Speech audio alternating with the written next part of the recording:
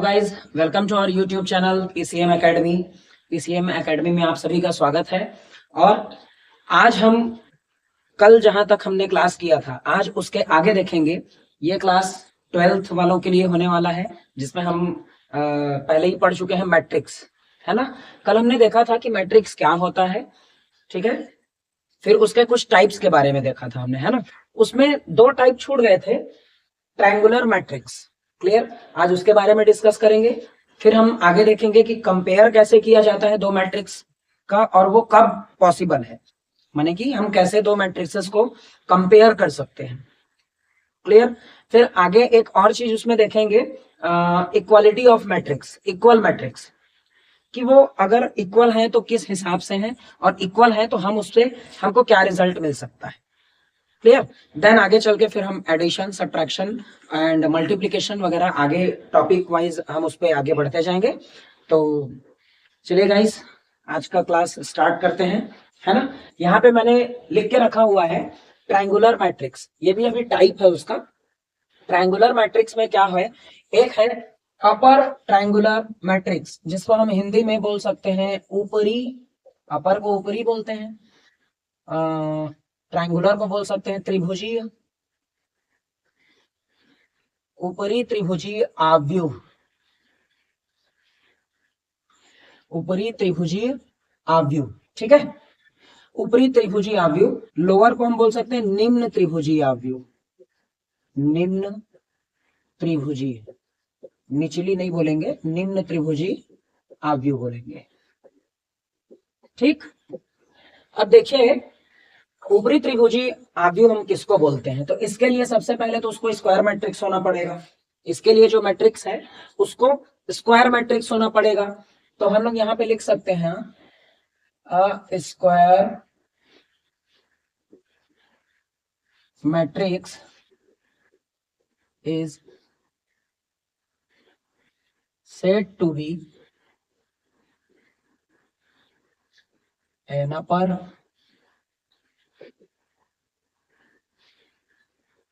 triangular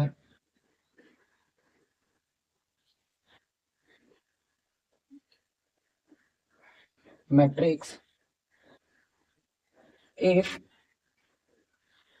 all elements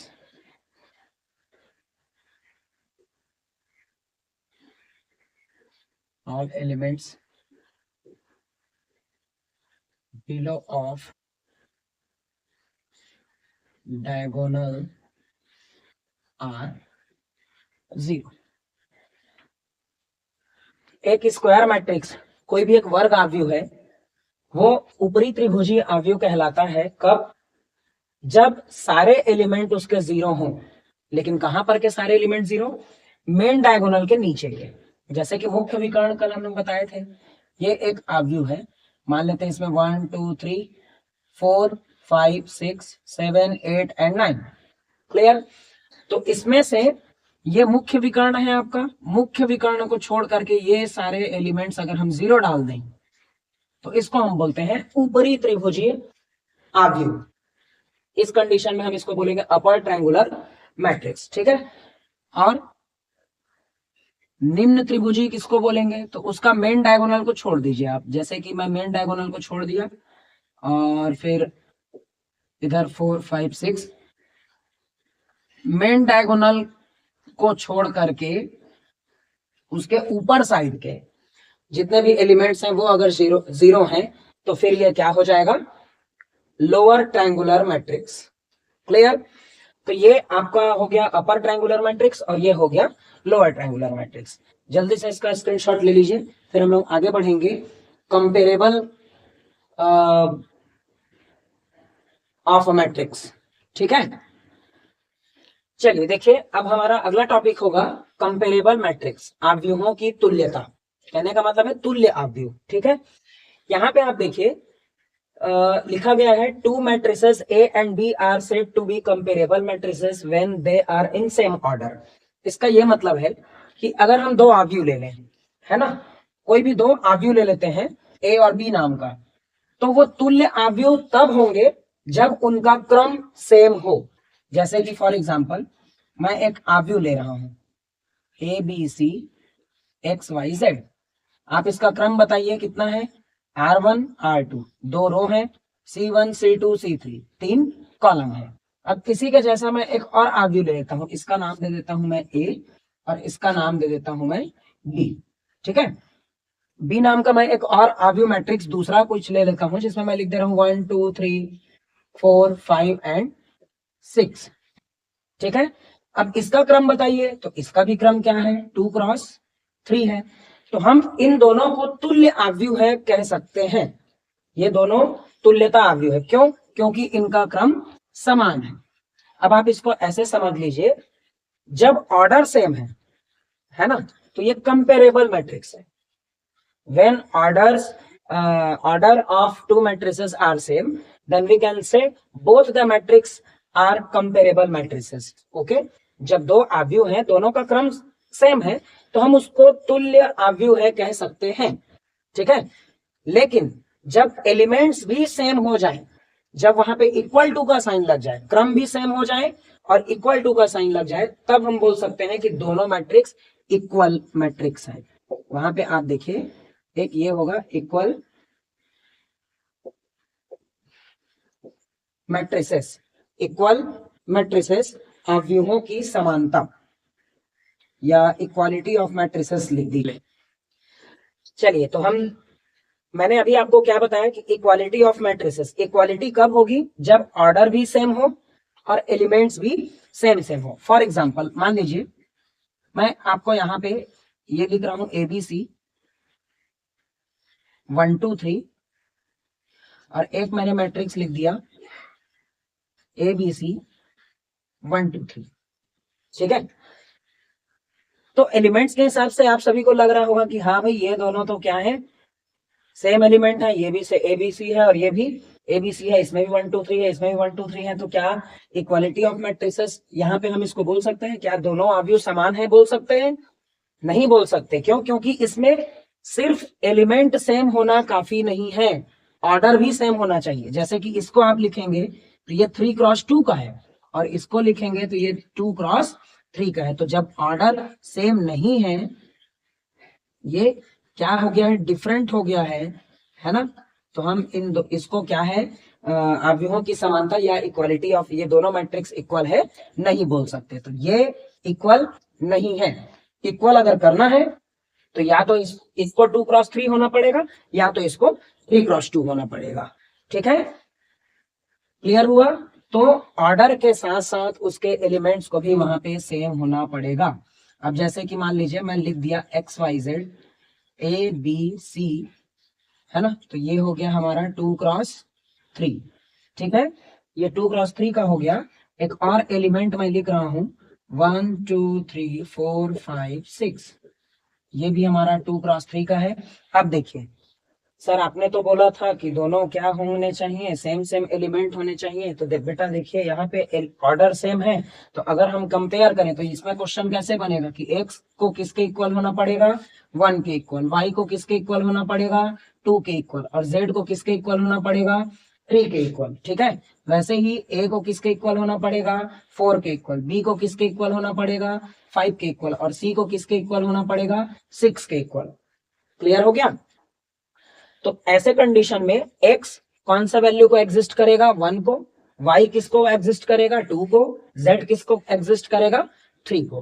clear?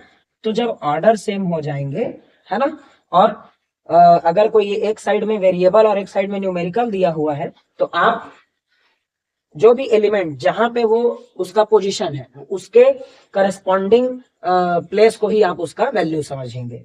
Clear हो गया? तो ये हो गई आपकी इक्वालिटी ऑफ मैट्रिसेस। ये हो गया कंपेरेबल मैट्रिक्स, दो मैट्रिक्स को हम कंपेयर कैसे कर सकते हैं, और ये हो गया इक्वालिटी ऑफ मैट्रिसेस। ओके, चलिए, तो इसका नेक्स्ट टॉपिक हम लोग आगे बढ़ते हैं अब, कि हम मैट्रिक्स को कैसे ऐड करेंगे और कैसे सब्ट्रैक्ट करेंगे। ठीक है, आपके बोर्ड एग्जाम में इससे रिलेटेड एक नंबर का क्वेश्चन आता है एडिशन और सब्ट्रैक्शन से।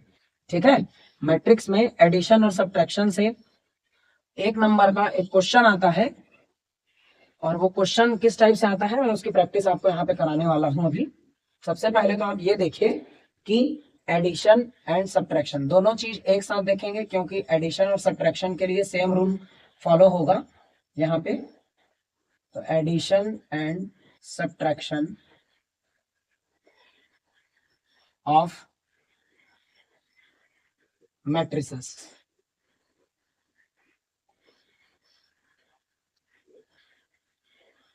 अवयवों का योग एवं अंतर, योग एवं अंतर।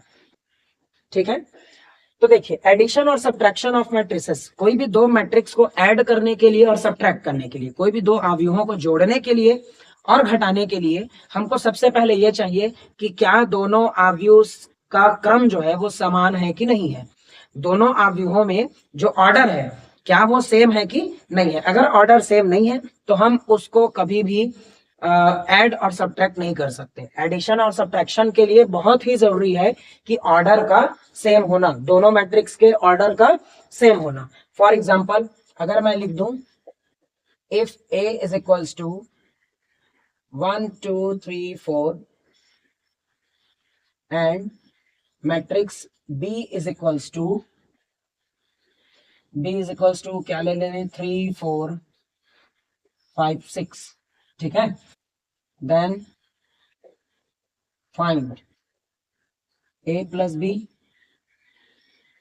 And A minus B। Clear.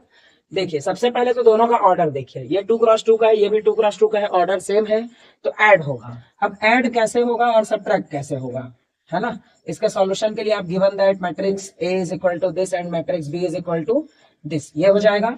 अब हमको जब ऐड करना है A प्लस B, हमको जब फाइंड करना है तो हम लिखेंगे A का वैल्यू 1 2 3 4 प्लस B का वैल्यू 3 4 5 एंड 6। अब देखिए यहाँ पे आपको एक चीज बताया गया था कि उसका ऑर्डर सेम होना चाहिए। वो ऑर्डर क्यों सेम होना चाहिए, क्योंकि देखिए जो जहां का एलिमेंट है वो उसी पोजीशन पे जाके ऐड होता है। अब ये दोनों मर्ज होंगे और एक नया मैट्रिक्स का निर्माण करेंगे, एक नया मैट्रिक्स बनेगा जिसमें क्या होगा 1 1 प्लस 3, अगला एलिमेंट है इसका 2 तो 2 प्लस 4, 3 प्लस 5 एंड 4 प्लस 6। ये ऐड होकर के आपके आगे बन जाएगा 1 एंड 3 4, 4 और 2 6, 5 3 8 और ये 10। क्लियर। तो इस तरीके से आप इसको ऐड कर सकते हैं। अब रही बात माइनस करने की, तो अगर हम A माइनस B करते हैं तो A का वैल्यू है 1 2 3 4 माइनस B का वैल्यू है 3 4 5 6। तो अब हम इसको कैसे लिखेंगे 1 minus 3 2 minus 4 3 minus 5 and 4 minus 6। तो यहाँ पे ये आ जाएगा minus 2 minus 2 minus 2 and minus 2। तो ये आपका A माइनस B का आंसर होगा। क्लियर। तो एडिशन और सब्ट्रैक्शन के लिए क्या जरूरी है, जोड़ने और घटाने के लिए क्या जरूरी है, उनका ऑर्डर, उनका क्रम अगर सेम है, क्रम अगर सेम है तो हम दो मैट्रिसेस को जोड़ सकते हैं और दो मैट्रिसेस को घटा सकते हैं। क्लियर।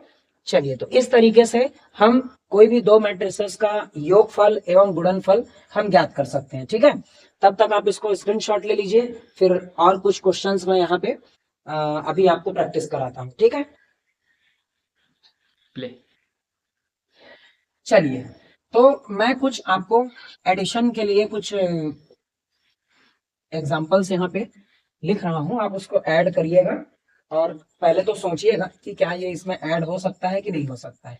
देखिए क्वेश्चन देने वाला कभी भी आपके दिमाग के साथ खिलवाड़ कर सकता है, भाई उसको तो नंबर ही देना है। अब वो चाहे सीधे तरीके से आपको नंबर दे चाहे उल्टे तरीके से आपको नंबर दे। चलिए मैट्रिक्स ए का वैल्यू है 2 3 4 2 4 5 एंड मैट्रिक्स बी है, मैट्रिक्स बी है क्या है मैट्रिक्स बी में 2 1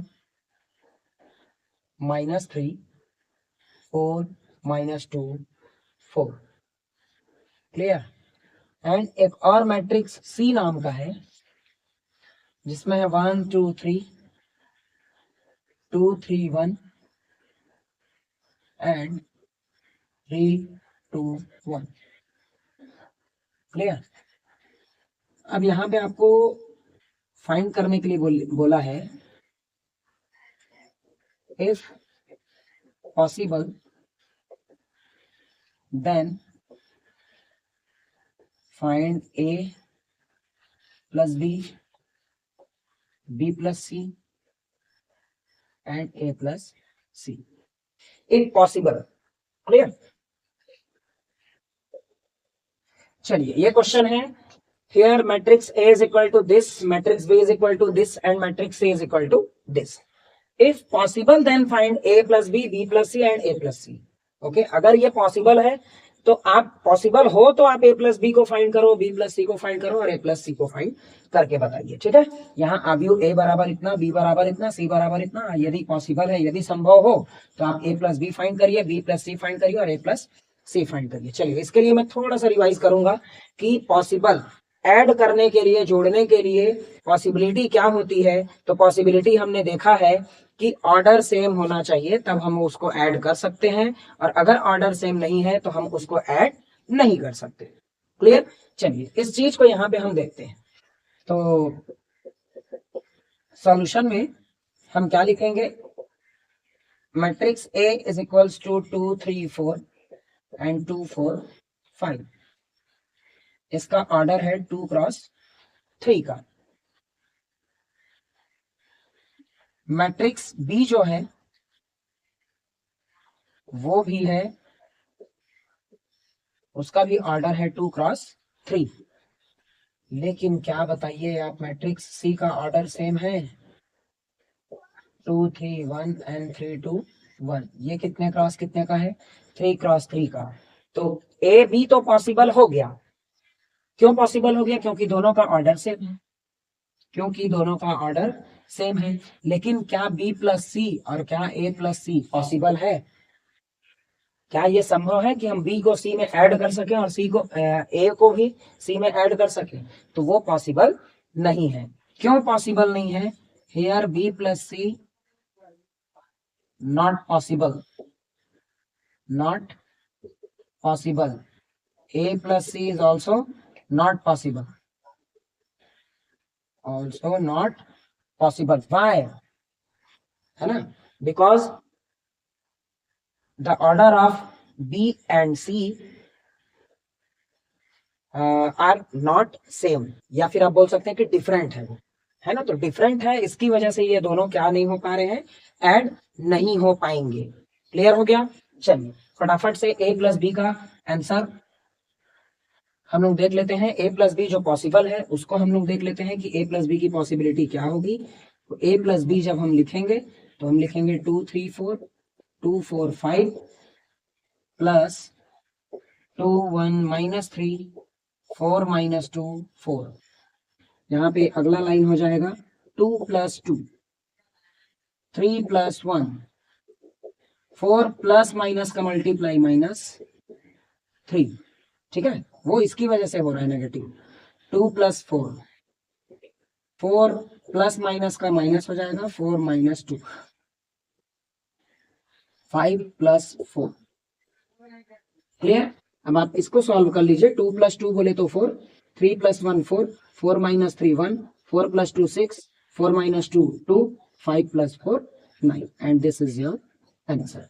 तो इस तरीके से आप एडिशन वगैरह और एडिशन सब्ट्रैक्शन आप निकाल सकते हैं। जैसे कि इसमें एक टाइप का और क्वेश्चन देख लेते हैं, है ना, कि उसको हमको कैसे सॉल्व कैसे हम सॉल्व उसको कर सकते हैं। ठीक है, चलिए इसमें देख लीजिए। आगे हम देखते हैं क्वेश्चन में यही ले लेता हूं, कंडीशन बस उसका चेंज कर देता हूं। If A is equal to this and B is equal to this then find 2a plus B 3b minus 2a। Clear. चलिए हमको गिवन है a। अब a में जब हमको 2 का मल्टीप्लाई 2 का क्या करना है, मल्टीप्लाई करना है, या फिर हम यह समझ सकते हैं कि 2 बार a ले लेना है है ना, या तो आप 2 का मल्टीप्लाई कर दो या तो 2a कब आएगा, जब a प्लस a करेंगे, है ना, तो ऐसा हो जाएगा। ठीक है, तो आप इसको लिख सकते हैं सीधा सीधा 2a plus b is equal to 2 हो गया, a का वैल्यू क्या है 2 3 4 2 4 5 प्लस b में तो किसी चीज का मल्टीप्लीकेशन की जरूरत नहीं है, तो 2 1 माइनस 3 4 माइनस 2 4, क्लियर। 2 का मल्टीप्लाई होगा तो 2 का डबल 4, 3 का डबल 6, 4 का डबल 8, माने कि ये अंदर जाके मल्टीप्लाई कर रहा है, 2 का 2 के साथ 4 8 10 प्लस ये हो गया 2 1 माइनस 3 4 माइनस 2 एंड 4। आगे मल्टीप्लाई जब मल्टीप्लाई तो हो गया, अब इसको ऐड करना है, तो 4 प्लस 2 डायरेक्ट मैं थोड़ा सा लिख रहा हूं 4 2 6 6 और 1 7, 8 में माइनस 3 तो 5, 4 में 4 तो 8, 8 में माइनस 2 तो 6 और 10 में 4 तो 14, और ये आपका आंसर, ये आपका आंसर। अब आप इसी तरीके से इसको सॉल्व कीजिएगा। b में 3 का मल्टीप्लाई करना है, a में 2 का मल्टीप्लाई करना है, देन आपको माइनस करना है, और इसका अगर आपको पॉसिबल हो तो आप इसका आंसर कमेंट बॉक्स में नीचे कमेंट कीजिएगा। तो आज के लिए बस इतना ही रखेंगे हम लोग आज के सेशन में, एडिशन और सब्ट्रैक्शन, ये बहुत इंपॉर्टेंट चैप्टर है, एक इंपॉर्टेंट टॉपिक है, समझ लीजिए। यहाँ से 1 नंबर के लिए बोर्ड एग्जाम में आपका क्वेश्चन श्योर है, यहाँ से बनता ही है कि 2 मैट्रिक्स को ऐड कीजिए या माइनस कीजिए, ऐसा करके इस टाइप से कुछ कुछ कंडीशंस इसमें आते हैं। तो आज के लिए बस इतना देखते हैं। कल हम लोग हमारे नेक्स्ट वीडियो में हम देखेंगे कि 2 मैट्रिक्स का मल्टीप्लिकेशन कैसे किया जाता है, और उसकी पॉसिबिलिटी पहले देखेंगे कि वो कब पॉसिबल है किसी मैट्रिक्स को दूसरे मैट्रिक्स के साथ में मल्टीप्लाई करना, और वो कब पॉसिबल है, और फिर उसको कैसे अगर पॉसिबल है तो हम कैसे मैट्रिक्स को मल्टीप्लाई कर सकते हैं। तो इसके बारे में कल हम अपने नेक्स्ट वीडियो में देखेंगे। तब तक के लिए थैंक यू, जय हिंद।